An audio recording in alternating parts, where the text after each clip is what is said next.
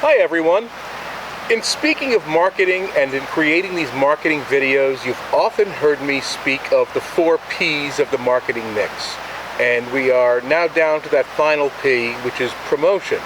And then within the promotional element, there are at least 4 different ways we can go. One of them is advertising. And for many people, when they hear marketing, advertising is what they think of. But as you all know, this is now my 11th video on marketing, and it's taken us all of this time just to get to the place where we can begin to talk about launching an advertising campaign for a particular good or product or company. When we're going to launch an advertising campaign, there's many different flavors that ad or that series of ads can take. And it all relates back to what is the purpose of the advertising. It's not just to throw our name out there. There ought to be an objective in mind that everything else we do is flowing from. So some advertising may be what we call institutional, meaning what we're trying to do is simply create a sense for the company that's selling the product, to make you feel good about the company. Maybe the company has been around for 200 years and is solid and reliable. Maybe it's a large company that people often have problems with, like maybe a pharmaceutical company or an insurance company, and they want to come across as friendly and useful and helpful. That's all institutional, and that's really based on creating this image for the company. Related to that is an ad campaign that is based on advocacy. Many of Nike's ads recently have strongly advocated for women in sports, strong women. And not just in America, they've actually done this around the world in places you might not even think that they would dare such a campaign, but they have. Other times, a company will be advocating for environmental issues or workers' rights. We treat our workers fairly. A few years ago, Major League Soccer began an ad campaign called Don't Cross the Line, which featured well-known soccer players and which was based on fighting racism and homophobia and other sorts of discrimination within the fan base of soccer. What you're probably most used to is an ad campaign that focuses on a product. Here is our product, here are its uses, here's why it benefits you, here's the value, and here's why you should buy it. But even then, we can divide those kind of campaigns into those that are what we call pioneer campaigns, where we're just promoting a product category, such as if a new electronic device is coming out, some new type of, and this happens quite often in the electronics field, some new type of equipment. It may just be to get you used to the idea of that particular product because it's a pioneer. It could also be something like my home state, the state of Vermont, promoting a campaign to visit Vermont during the summer vacation season or the winter vacation season. And they'll show you farms and rivers and lakes and all sorts of bustling downtowns, but they're not promoting a particular company or a particular product. They're doing a general promotion, the product being Vermont. Or, if you're not going for one of these primary product category campaigns, you go for what's called a competitive approach, which is our product. This product, it's better than what the other companies have to offer. You want to have my fast food company and not the other one. So a good example of that would be many years ago, McDonald's came out with their quarter-pound burgers. A competing burger company, and I cannot remember whether it was Arby's or Hardee's, decided to one-up them, and they entered into a competitive campaign promoting their burgers, which were 1/3 of a pound of beef. That was a direct competitive marketing ad campaign. Unfortunately, it was a total flop because they didn't do their focus groups well, and unfortunately most Americans thought that 1/3 of a pound was less than 1/4 of a pound. So that was a good example of a competitive campaign that didn't do their homework with their focus groups to find out if it was actually going to work. But deciding between the competitive campaign, go for our product, versus go for the pioneer campaign, the product category itself, that all relates back to what we talked about in our last video about communication. Is it a primary approach, the product category, or is it a selective approach? You want McDonald's, you want Wendy's, you want Arby's, you want Popeyes, whatever it happens to be. You may also end up putting an ad campaign out as a reminder that you're there. You're doing well, maybe you don't have any new products. You want to remind your customers, hey, we're still around, we're still okay. You want to think of us when you are thinking of buying a product. This relates back to an earlier concept that we talked about when we talked about the consumer decision-making process. And they do their investigation. And the first place they investigate is not the internet, is not the print ads they get, not anything. The first investigation they do is internal. I need this type of product. What do I know already? And by putting one of these reminder campaigns out, you constantly have your company or product in their mind. You also may want to reinforce some message that you have already put out there. You may want to do a little bit of damage control. One of the ads that I placed on our website was Kentucky Fried Chicken's ad for damage control, because in 2018 they ran out of chicken in the United Kingdom, and more than 600 of their 800 and some odd restaurants were closed, and it annoyed people. And their immediate response, well, we're working on it, we've just had some supply line issues, wasn't cutting it. And it was driving customers away who were mad.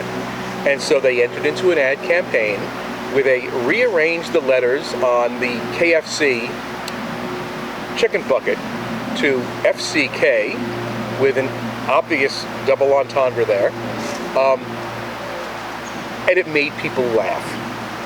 And they were able to get some public sympathy for their supply chain problems, and they actually got great news exposure for it.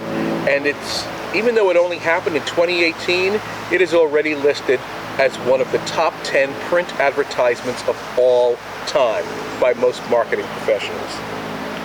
And then there is a campaign we call a native campaign, where we don't necessarily want the recipient to see the ad as an ad, but as part of the regular picture of what they're looking at. And that might not make much sense, but if you scroll through your Facebook feed and you've got pictures and posts, every once in a while you get a picture or a post that is of interest to you. It's an ad. It is made to look like any other picture or post that your friends might put in your feed. That's called a native campaign, meaning the ad itself is kind of native to the media that you're using. It used to be the most common type of native ad was an infomercial on TV, where it looked like there were two news announcers discussing some wonderful new product, when in fact it was completely an advertisement. But if you're watching the news or you're watching TV and it comes on, it's not apparent immediately that it is that it's an ad. This can also be done with newspapers. where instead of taking out a block ad in a newspaper, you actually take out space and write an article, which is an advertisement for your product, but it appears to be part of the news feed of that newspaper. So there's many different types of advertising campaigns, and again, it all relates back to what is the purpose? What are we trying to achieve? So once we're clear in our mind what we're trying to achieve, we then go through a number of steps, and if it seems like marketing is a list of steps every time we have a video and every time you turn a page, you're right, it is. And some of these steps are not sequential. They get kind of messy in the real world, but each one of them needs to be considered. So for instance, going back to our first 2 weeks of class, you need to remind yourself, who is the target audience? Who is it we're trying to reach? Because that's going to dictate what advertising mediums we use to reach that person. We need to define our objectives. What's the purpose of the ad campaign? It might be to promote sales. It might not be. It might be to refurbish our image. The Kentucky Fried Chicken ad campaign was a great idea. They weren't pushing people to buy chicken because they didn't have any. The purpose was to refurbish their image.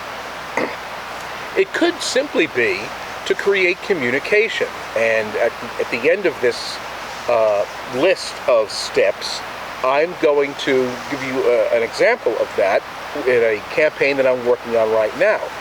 But it may be that you're simply trying to get people to respond to your ad by placing a phone call, hitting a like button on Facebook, somehow connecting with your website and going to your website to look for something. It's not necessarily always for sales. It could be for what we call hits. Then you design your platform. Now, in the normal world, when we talk about platforms, you may think of an internet platform or some type of software to load your goods on. In marketing, that's not what the platform is, unfortunately. It's an old term that we continue to use, and what we mean by designing your platform is putting out the issues you want to address, listing the issues you need to address in this ad campaign.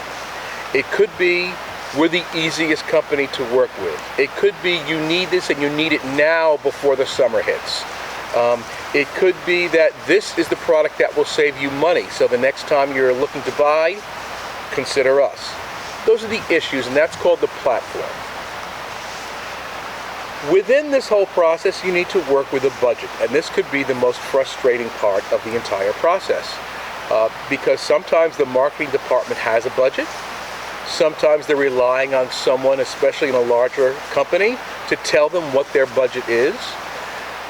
And the media you choose, whether it's newspapers or TV or direct mail, much of it is going to depend on the budget that you're given. And this is something that can't be decided at the last minute, but is best to be figured out in the beginning. We have an ad campaign to put together. What are we allowed to spend on it? You then pick your media plan. And when I say pick your media plan, I really mean, who are you using? Are you going with TV? Is that going to reach your target audience? Are you going with a newspaper? If so, which one or which ones? Are you going with radio? Which ones? One of the advantages a media like radio has is most radio stations are very, very good at telling you exactly who their listeners are. I once did a radio ad campaign myself in Western Massachusetts, and I needed to reach blue-collar people disgruntled with government. And there was a country music station in Franklin County that was absolutely perfect because their demographic profile was precisely the target market that I wanted to reach, and the campaign went well. You may choose an internet as one of your media. You may choose direct mail. There's many different ways to do this. And then you've got to decide, if you're using more than one media especially, is this going to be a continuous campaign? Meaning, let's say you buy a radio ad and it runs for 4 weeks or 6 weeks. Is it going to be what we call a flighting campaign? We run it for a week or two, and then we stop, and then we run it again, and then we stop. And sometimes a company will do that in order to make sure that people just don't get so used to hearing the ad over and over that they turn it off in their mind when it comes on. And the other one is called a pulsing campaign. And in a pulsing campaign, you might have a radio campaign that runs for 2 months, but you've got some other campaign that hits at specific times within that 2-month period. Maybe you do a print campaign in the beginning to kick it off, and then you do another print campaign in the middle to remind people. So you've got these combinations of approaches, and they don't all have to be at the same time. Then you've got to create your message. That's kind of like writing the copy. What are we going to say, and how are we going to say it? The headline has got to be catchy, because for most advertisements, the first and only thing most people will see are those bold words they see first, or the first words they hear in the radio. And it's got to catch their attention in order to get them to go further in the process and read the rest of the ad, or watch the rest of the commercial, or listen to the rest of the radio ad. Once you have all these elements in place, now you've actually got to execute it. And that can be sloppy, and it can be nerve-wracking, but it's time to actually do it. Let's make it happen. You execute your ad campaign, it runs however it runs, and then one of the things you're going to need to do at the end of that campaign, as well as during the campaign if you're able, is to evaluate its effectiveness. Now, you may be able to evaluate it based on the number of products purchased, if there's an increase, or the number of hits you get in your website, or the number of inquiries to your phone line. That's one way to evaluate it. Another way is to kind of do a little post study, again with some random people, some focus groups, hopefully those who are within your target audience, and you might do what's called a recognition test. You show them the ad. Did you see this in the last week, in the last 2 weeks? And find out how many actually remember, oh yeah, I saw that. You may instead do an unaided recall question. In other words, you may simply ask them, did you see any Geico ads this week? Can you tell me about it? Or you may do something similar called an aided recall. Have you seen a commercial with a little lizard in it lately? And then ask them to recall. And this is just a way to gauge how you penetrated your target market with your advertising campaign. Can they name it right off the top of their head? Do they recognize the ad? With a little help, can they recognize it? And that gives you a sense of, were you unique enough in reaching your target audience with your message, with your copy, with your photos that you used, with your headlines. So, I mentioned earlier that I'm involved in an ad campaign right now. And I think it is somewhat instructive to give you a sense of how that is coming together and why we're making some of the decisions that we're making. I work for Senior Solutions, which is the Council of Aging for Southeast Vermont. It's a nonprofit agency. And nonprofit agencies are involved in marketing just as any private company is, just as any political campaign is, just as any state government is. We all are involved in marketing our goods and services. So we received a grant from another nonprofit. And the purpose of that grant is to reach out to senior citizens who are low income within our area, and to get them to respond to offers of assistance. In other words, we are able to help seniors who are low income with things like fuel assistance to help them pay their oil bill, with food assistance, with assistance paying for prescription drugs at the pharmacy. And so we received this grant, and we need to have 600 people within our target audience respond by calling us or seeking an application from us for one of these programs.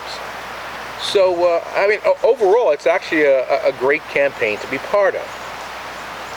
We were originally told by someone in our organization, well, we need to do this ad campaign, so let's buy a mailing list and just send out like 10,000 pieces of mail, and we'll see if we get a response from it.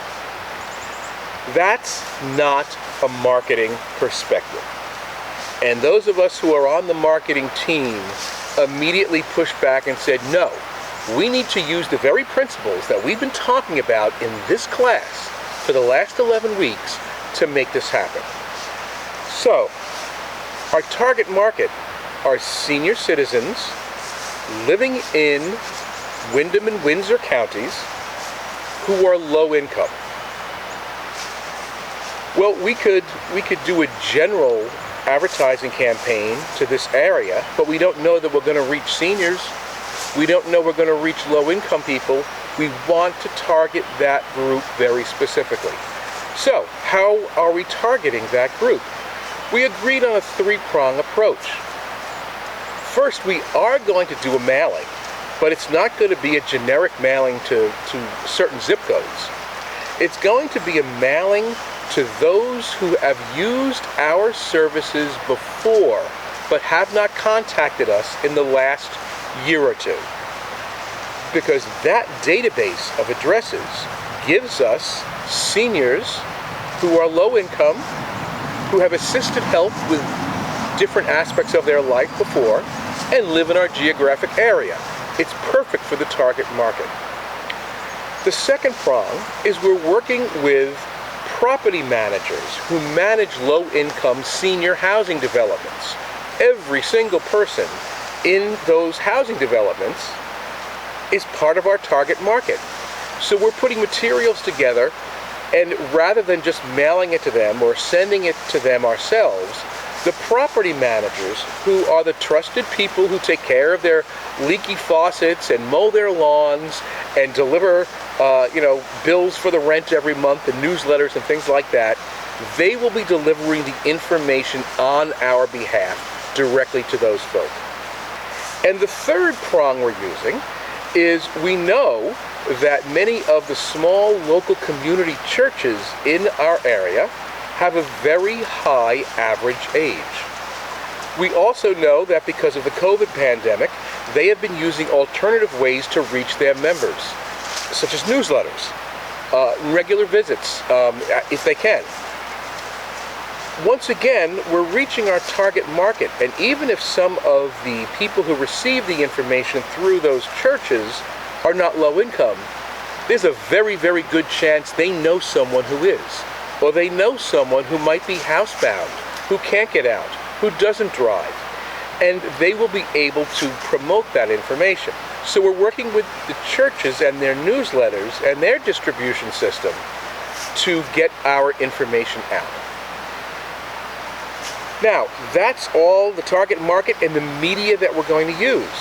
We still had to develop copy and decide how extensive can we make the copy in what we're sending them. And it's not long, and it's simple, and it's large font, like a 14-point font type, or larger for headlines. The issues we've honed in on are: we can help you stretch your budget. Ask us how. Call this number. In other words, we're not looking for them to buy a product. We are looking for a communication response. We are looking for that, give us a call, because that's what counts for the grant.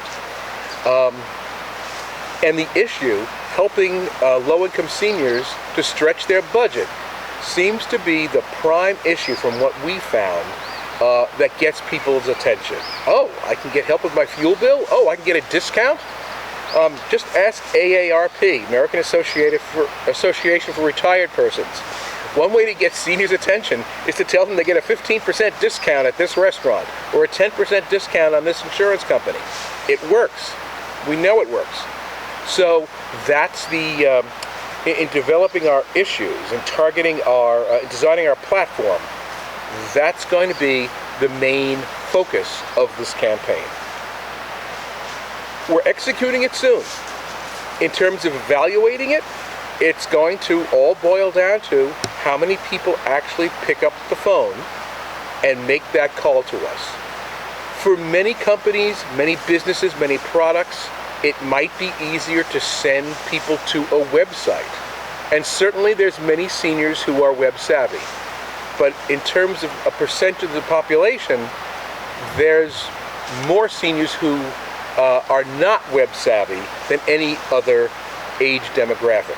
So we want to give them an easy way to contact us back. Pick up the phone, toll free, talk to us. We'll help you. So that's just a real quick example of an advertising campaign and how we are trying to pull together the different elements that we've been talking about to give you a sense of how complex this process actually is. And hopefully that gives you more of a sense of all the work that goes behind this. I've posted some short 1-minute TV ads on our website, and those TV commercials actually took more than a year to develop from start to finish. Simple 1-minute ads, over a year from start to finish. This is not a quick and easy process. If you're doing it on your own, take your time, get it right the first time. I've said that before, I'm going to say it again. Tom Simmons, enjoying this beautiful afternoon with you.